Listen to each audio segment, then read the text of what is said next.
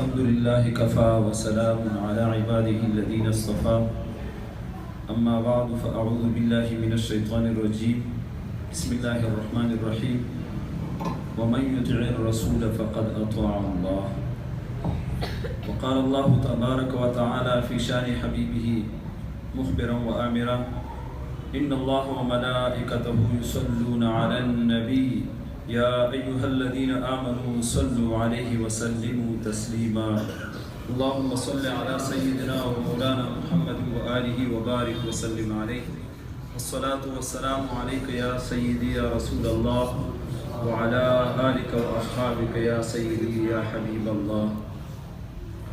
حاضرین محترم، اگرچہ عامر مولانا صاحب نے اطاعت رسول اکرم صلی اللہ علیہ وآلہ وسلم کے بعد ان کے لیے واضح فرمایا کہ اطاعت سے بغیر حضور صلی اللہ علیہ وآلہ وسلم کا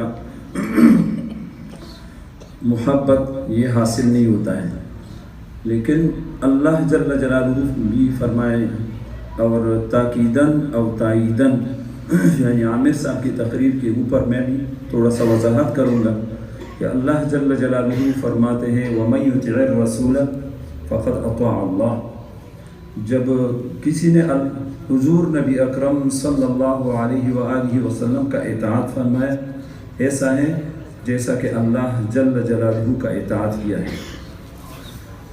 اگرچہ جدید دور میں ہم دیکھتے ہیں کہ اللہ کا وحدانیت کا قائل ہندو بھی ہے، سکھ بھی ہے، عیسائی بھی ہے، سب اللہ جل جلالہ کا وحدانیت کا قائل ہیں کہ اللہ ایک ہے، سب لوگ مانتے ہیں.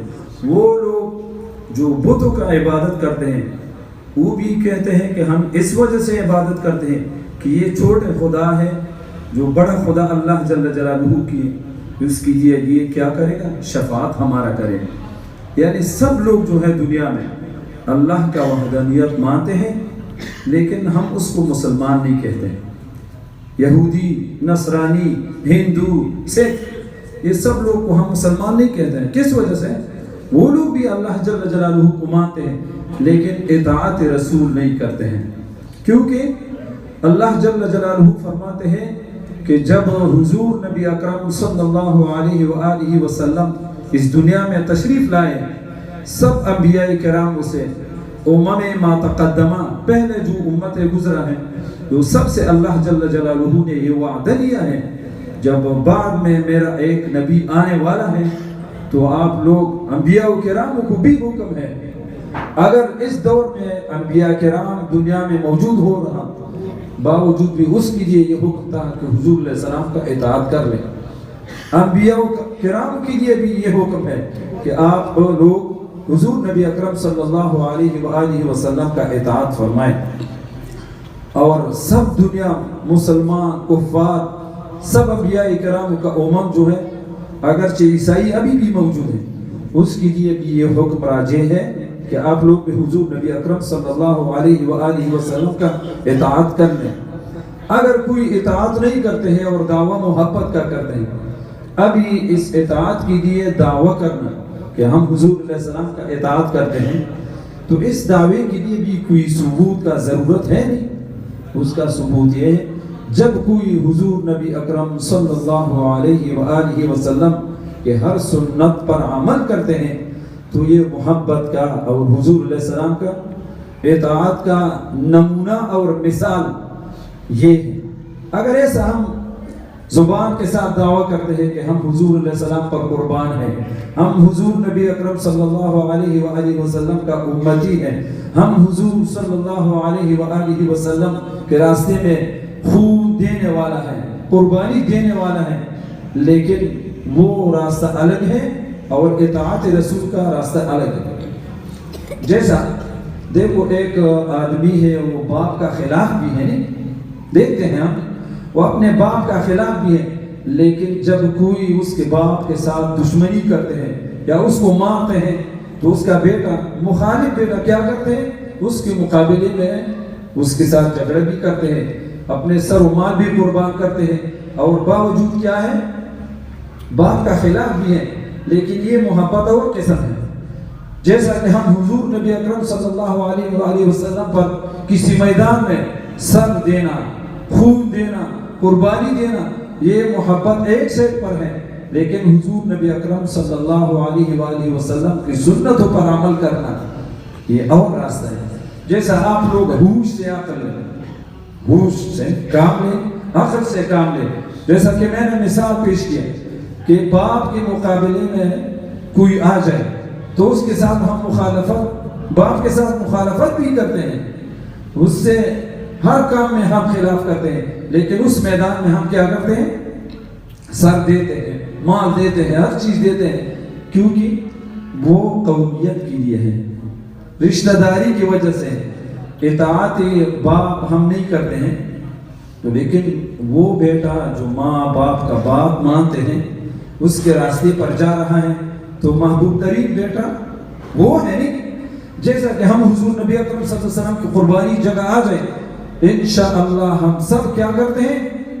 سر دیتے ہیں، لیکن حضور علیہ السلام کی سنتوں کا مخالفت بھی کرتے ہیں۔ تو اس سے پتہ لگتا ہے کہ پورا محبت نہیں ہے، وہ غیرت کا تقاضا جو ہے وہ حضور علیہ السلام کے ساتھ امتیت اور نبوت کا رشتہ ہے۔ ہمارے رشتہ حضور علیہ السلام کے ساتھ نبوت اور امتیت کا رشتہ ہے، تو اس راستے پر ہم سر دیتے ہیں، لیکن حضور صلی اللہ علیہ وسلم کے ساتھ اطاعت کا رشتہ نہیں ہے اکثر لوگوں کا۔ کیوں؟ ہم حضور علیہ السلام کا مخالفت کرتے ہیں، کیوں؟ حضور علیہ السلام کے دل پر تم یہ چوری جو مارتے ہیں داڑھی پر، تو یہ حضور علیہ السلام کے لیے تکلیف دہ ہے۔ تو آج کل ہمارے مشائخ کرام، علماء کرام مریدوں سے یا مقتدیوں سے شاید ڈرتے ہیں، وہ حق بات نہیں بیان نہیں کرتے ہیں۔ تو الحمدللہ ہم اللہ کی حق بیان جو ہے، حق بیان جو ہے، حق آیات ہیں، حضور علیہ السلام کا احکام ہے، اس کے بارے میں ہم کسی سے نہیں ڈرتے ہیں اور حق کا وضاحت کرتے ہیں۔ آپ سب بھائیوں سے درخواست ہیں، جو کوئی حضور علیہ السلام کی محبت کا دعویٰ کرتے ہیں تو دعوے کے لیے ثبوت کیا ہے کہ حضور علیہ السلام، یعنی جب آپ لوگ ہم کو دیکھتے ہیں کہ یہ سیفی لوگوں کا لباس ہے یا ماما نہیں، یہ حضور علیہ السلام کا سنت ہے، ٹوپی حضور علیہ السلام کا سنت ہے، سفید لباس حضور صلی اللہ علیہ وسلم کا سنت ہے، تو یہ لباس سیفیوں کا نہیں، جو کوئی یہ گمان کرتے ہیں، خیال کرتے ہیں کہ شاید یہ سیفیوں کا لباس ہے، نہیں، یہ حضور نبی اکرم صلی اللہ علیہ وآلہ وسلم کا سنت ہے، لیکن صرف سیفی لوگ جو ہیں وہ اس پر عمل کرتے ہیں۔ آپ لوگوں سے بھی درخواست ہے، اور اس کے لیے آسان طریقہ یہ ہے، ہمارے مشائخ کرام میں ایک مراقبہ ہے اور ایک محاسبہ ہے۔ ایک کو کہتے ہیں مراقبہ، مراقبے کا معنی ہے اللہ جل جلالہ سے فیض آنے کا انتظار کرنا، اور محاسبہ یہ ہے جب آدمی رات اپنے چارپائی پر لیٹ جائے تو اس ٹائم یہ سوچ کر کہ اپنے جان، اپنے روح، اپنے جسم کو متوجہ کر لیں، اپنے دل کو متوجہ کر لیں، اور اس کے ساتھ یہ مشورہ کر لیں کہ بھائی میں صبح سے ابھی تک کتنا اچھے کام کیا ہے اور کتنا برے۔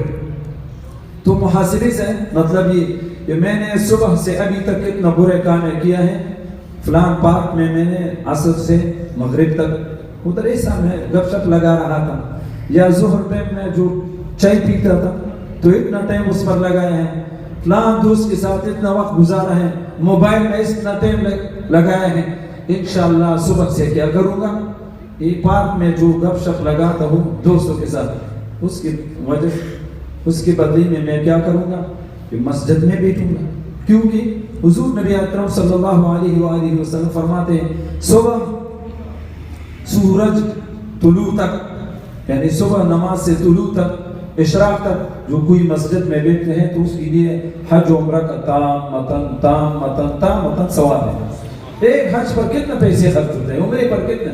تو حضور علیہ السلام فرماتے ہیں کہ حج و عمرے کا تام ثواب ملتے ہیں۔ اور اسی طرح یہ حدیث شریف عصر نماز سے مغرب نماز تک اس بارے میں بھی ہے، جو عصر نماز سے مغرب نماز تک کوئی مسجد میں بیٹھتے ہیں تو اس کے لیے حج و عمرے کا تام پورا ثواب ہے۔ اور اس ٹائم میں اللہ کا ذکر جو کرتے ہیں رخ قبلہ بیٹھ کے، تو آئندہ دن کے لیے یہ عہد کر لیں کہ چلو یہ عصر میں جو ہوٹل میں یا چھوٹے چھوٹے ہوٹلیں ہوتے ہیں عصر لوگ ادھر بیٹھتے ہیں چائے پیتے ہیں کہ اس کے جگہ پر میں یہ کام کروں گا، اور یہ میرا لباس جو ہے تو اس میں کالر ایسا ہے، تو انشاءاللہ ادھر جو ہم سلائی کرتے ہیں کپڑے اس میں یہ چیز کا بدلی کریں گے، یا اور قسم جو بند کرتے ہیں تو کف والے تو سوچ کرتے ہیں آئندہ جو میں کپڑے سلائی کروں گا تو یہ چیز نہ ہوگا. تو آہستہ آہستہ ایک ایک دن ایک ایک رات، ہر رات اس کو کہتے ہیں محاسبہ. اور یہ محاسبہ عمر رضی اللہ تعالیٰ عنہ سے آیا ہے. جب عمر رضی اللہ تعالیٰ عنہ دنیا سے رحلت فرمایا تو جب صحابہ کرام اس کو غسل دے رہا تھا تو اس کے جسم پر کالے کالے نشان تھے. تو کسی نے عبداللہ ابن عمر یعنی اس کا بیٹا عبداللہ ابن عمر سے پوچھا کہ یہ کیا وجہ ہے کہ سب جسم اس کا کالا کالا ہے، ایسا ہے جو کسی نے لکڑی پر مارا ہے. تو عبداللہ ابن عمر نے فرمایا کہ یہ میرا والد سے جب امیر المؤمنین بن گیا تو ابو بکر صدیق رضی اللہ تعالیٰ عنہ سے بعد وہ ہر رات تو اپنا محاسبہ بھی کر رہا تھا، جیسا کہ لوگ حساب کتاب کر رہا تھا تو ہر رات اپنے ساتھ بھی محاسبہ کر رہا تھا. جیسا کہ مجرم کو سزا دے رہا تھا رات خود کو بھی سزا، لیکن وہ تو جرم نہیں کیا تھا عمر رضی اللہ تعالیٰ. جو خیالات اور وسوسے جو اس کو آ رہا تھا اور وہ کام جو بہتر ہے اور وہ کام جو اس سے نیچے ہے، جو نیچے کام پر کبھی عمل کر رہا تھا وہ نیچے کام بھی وہ جائز ہوتا تھا، لیکن بہتر کام پر تم نے کیوں عمل نہیں کیا. لیکن جیسا کہ ایک مسلمان بوڑھا آدمی عمارت میں داخل ہو رہا تھا تو عمر رضی اللہ عنہ اس کا محل کیوں میں اس کے لیے نہیں اٹھا، عمر میں مجھ سے بڑا تھا تو اس چیزوں پر بھی خود کو محاسبہ کر رہا تھا اور محاسبے کے بدلے میں خود کو اتنا لکڑی بھی مارتا تھا. لیکن یہ ہم تو یہ نہیں کرتے ہیں نہیں، لیکن باوجود تو یہ کریں گے کہ صبح انشاءاللہ فلان فلان فلان کام جو ہے ایک دن میں تو مشکل ہے چھوڑنا، لیکن کل سے انشاءاللہ میں یہ کام چھوڑوں گا. ہاں ایک ہفتہ بعد یہ سوچ کر لیں گے کہ تو داڑھی جو ہم کاٹتے ہیں شیو کرتے ہیں تو یہ صراحتاً سب انبیاء کا خلاف ہے نہیں، کسی نے ابھی تک نہیں سنا ہے نہیں کہ کسی نبی نے داڑھی شیو کیا ہے. تو یہ سوچ کر میں ایک دن کہ بھائی تو سب انبیاء کرام اور سب صحابوں کا خلاف میں کر رہا ہوں کیونکہ میرا داڑھی نہیں ہے، اور آئندہ انشاءاللہ داڑھی چھوڑوں گا، سنت مطابق لباس. یہ ضرور نہیں کہ میں سیفی بنوں، نہیں، محمدی بننا ضرور ہے، حضور نبی اکرم صلی اللہ علیہ وسلم کی سنتوں پر عمل کرنا. اور جدید اس دور میں جو مسلمان لوگ اس میں زیادہ واقع ہیں اور خصوصاً نمازی لوگ بھی اس میں واقع ہیں وہ ہے استبراء کہتے ہیں یعنی چھوٹے پیشاب کرنے کے بعد وضو خشک کرنا. آپ لوگ سب یعنی جان پہچان والے لوگ ہیں، عقل شعور والا لوگ ہیں، تجربے والا لوگ بھی ہیں آپ میں. جیسا کہ مرد حضرات جو پیشاب کرتے ہیں اور اس کے بعد جو اٹھتے ہیں تو ضرور ایک قطرے دو قطرے آتے ہیں، اگرچہ وہ بیٹھنے پر پانی کے ساتھ استنجا کرتے ہیں لیکن جب اٹھ جائیں تو آتے ہیں نہیں ضرور. تو اندام کا نالی جو ہے تو مرد حضرات میں یہ اگر بیمار ہے اگر بیمار نہیں، لیکن مرد حضرات جو پیشاب سے اٹھتے ہیں وہ بیٹھنے پر سے تو استنجا کرتے ہیں لیکن استنجا سے بعد وہ اٹھتے ہیں تو ضرور 2-3 قطرے پیشاب کا آتے ہیں. اور اس کے بعد مسلمان کیا کرتے ہیں؟ وضو کرتے ہیں. جب وضو کرتے ہیں تو 2 کامیں ہوا، اس کا استنجا نہیں ہوتے، وضو ٹھیک نہیں. جب تک خود کو صاف نہ کرے پیشاب سے تو یہ جب ابھی 4 اندام جو کرتے ہیں تو یہ فضول ہے کیونکہ اس کا استنجا نہیں ہے. جب استنجا نہیں تو کیا فضول ہے؟ وضو فضول ہے. تو جب نماز پڑھتے ہیں نماز قابل قبول نہیں کیونکہ وضو شرط ہے نماز کے لیے. کسی کا وضو نہ ہو، بعض کتابوں نے یہ بھی لکھا ہے اگر بغیر وضو نماز میں کوئی سجدہ کرتے ہیں اس پر کافر بھی ہوتا ہے، اتنا خطرناک ہے. اور دوسرا مسئلہ یہ ہے اس کا کپڑے ہمیشہ بے نماز ہے. تو نماز کے لیے شرائط ہیں، رخ قبلہ کرنا، صاف کپڑے، جگہ صاف، وضو کرنا، نیت کرنا، وقت پہچاننا. یہ چیزیں جو ہے سب فرائض بھی فرض ہے. اس فرائض کو شرائط کہتے ہیں. جب پہلے سے ہم کا وضو نہیں ہے، وہ لوگ جو نماز نہیں پڑھتے ہیں تو وہ بحث سے خارج ہیں، نہیں اس کے بارے میں بات نہیں کر رہا ہوں. تو وہ تو اشد گنہگار ہیں جو نہیں پڑھتے نہیں، کیونکہ اس لوگوں کا حشر فرعون، حامان، شداد کے ساتھ ہوگا. حدیث شریف میں جو نماز نہیں پڑھتے ہیں تو وہ نمرود، حامان، شداد کے ساتھ حشر ہو جائے گا. وہ تو الگ اس لوگ کا مسئلہ ہے. وہ لوگ جو نمازی ہیں اس لوگ کے لیے دو مسئلے بہت عجیب ہے اس دور میں، جدید دور میں. جو یہ فلش بنا ہوا ہے تو اس میں اور بھی مشکل ہے. تو سب مسلمانوں سے درخواست ہے جو نمازی حضرات ہیں کہ اس کے ساتھ ٹشو پیپر ضرور جیب میں ہو، کیونکہ تو ادھر پانی استعمال کرنا ہے صرف، اور پانی کے ساتھ ہمارا استنجا مکمل درست نہیں ہوتا ہے جب تک ہم ٹشو پیپر پر وضو خشک کر لیں اور اس کے بعد دوبارہ ہم کیا کر لیں، استنجا اس کے بعد ہم کر لیں. اور آج کل جو کتنا نمازی حضرات ہیں اس کے لیے یہ بیماری، یہ مشکل، یہ چیزیں ہیں، لیکن اس سے اجتناب کرنا فرض ہے. ایسا نہیں کہ ضروری بات ہے، فرض ہے ہر مسلمان پر کہ خود کو صاف کر لے اس کے بعد وضو کر لے. دو چیزیں ہیں، ایک کپڑے میں نماز ہے اور ایک اس آدمی کا وضو نہیں ہے کیونکہ استنجا نہیں کیا ہے. اور بعض لوگ، آپ لوگ کو بھی پتہ ہوگا، نہیں تجربہ بھی کیا ہے آپ لوگوں نے، جب بعض لوگ جب اس ٹائم صحیح وضو خوش نہیں کرتے ہیں، جب سیڑھیوں میں چڑھتے ہیں یا راستے میں 40-50 قدم سے بعد اس کے تھوڑا سا خطرہ اس کے بعد بھی آتے ہیں، تو اس سے پتہ لگتا ہے کہ اس کا استنجا پہلے سے نہیں ہوا ہے. اور ایک اس کو یہ پتہ بھی لگتا ہے جب نماز میں رکوع سجدہ کرتے ہیں اس ٹائم بھی کبھی اس کو پتہ. تو اس کے لیے شریعت نے فرمایا ہے کہ کم از کم بیت الخلاء میں، لیٹرین میں، تو کم از کم 40 قدموں کے اندازے پر ادھر گھومیں اندر، اور یا کانسی کی حالت گلا صاف کر کے کہ ادھر حرکت آ جائے، یا ایک پاؤں دوسرے ہاتھ پاؤں پر ایسا کر کے تھوڑا دبائے خود کو، تو اس کے بعد وضو خشک ہو جائے گا.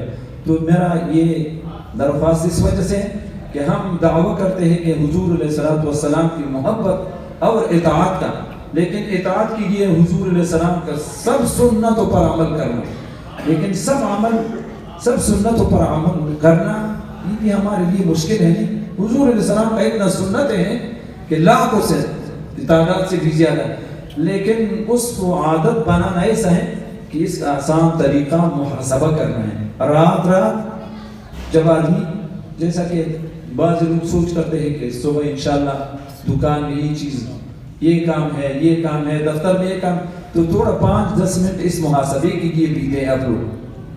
تو اس میں یہ تاثیر ہے کہ سب مشائخ کرام اور صحابہ کرام کا معمول ہے، تو اس میں اثر ہے کہ اللہ جل جلالہ سے آدمی، جب ایک آدمی یہ ارادہ بھی کر لے تو اللہ جل جلالہ اس کو ہمت بھی دیتے ہیں.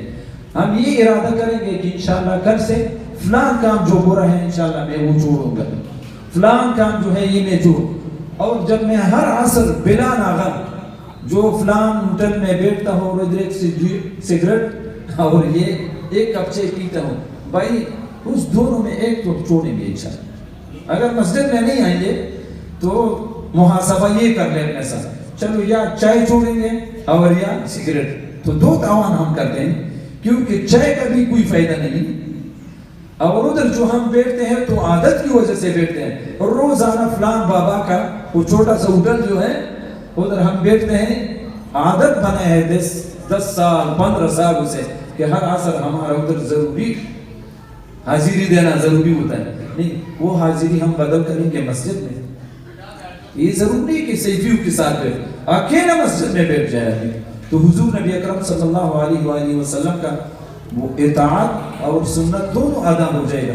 اور جب حضور علیہ السلام ہم سے خوشحال ہوتا ہے، خوش ہوتا ہے، تو ہمارے لیے کیا ہے، تو قبر میں بھی حضور علیہ السلام کا دیدار ہے. کیونکہ حدیث شریف ما تقول فی حق ھذا الرجل، فرشتہ یہ پوچھے گا کہ اس آدمی کے بارے میں تم کیا کہتے ہیں.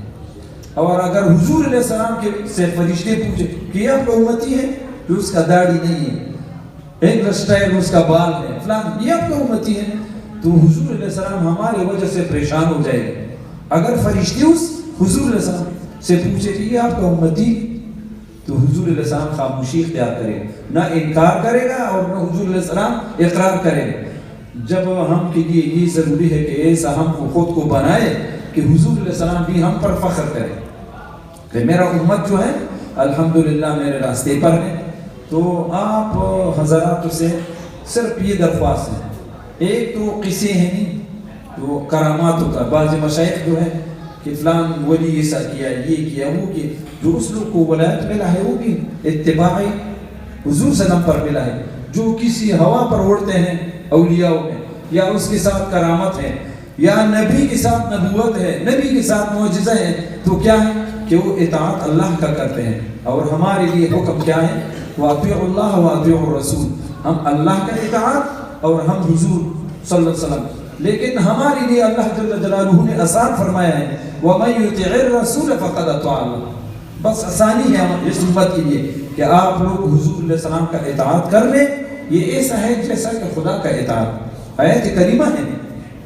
تو اطاعت میں یہ چیزیں ہیں، جب بعض وقت ہم نیت کرتے ہیں کہ شاید یہ اطاعت ہے لیکن وہ خلاف ہے حضور علیہ السلام، جیسا کہ ہم نماز کے لیے آتے ہیں اور ہمارے وضو درست نہیں، ہمارے کپڑے صاف نہیں ہیں، اور ہم اس نیت پر آیا ہے کہ مسجد میں، اور مسجد میں بغیر وضو سے آنا بھی منع ہے۔ اب سب مسلمانوں کو پتہ ہے ہم نے ہمارے کپڑے کی بے نماز، کیونکہ ہم نے وضو خشک نہیں کیا ہے، اور کپڑے بھی بے نماز، نماز بھی صحیح نہیں ہمارا، اور مسجد میں آنا بھی منع ہے۔ تو 3 گناہ ہے ہم نے کیا ہے۔ اور ہماری نیت کی تھی، ہماری نیت یہ تھا کہ ہم نماز پڑھتے ہیں، بھائی میں پکا نمازی بھی ہوں، لیکن 20 سال 30 سال 25 سال نماز پڑھا ہے لیکن قابل قبول نہیں ہے۔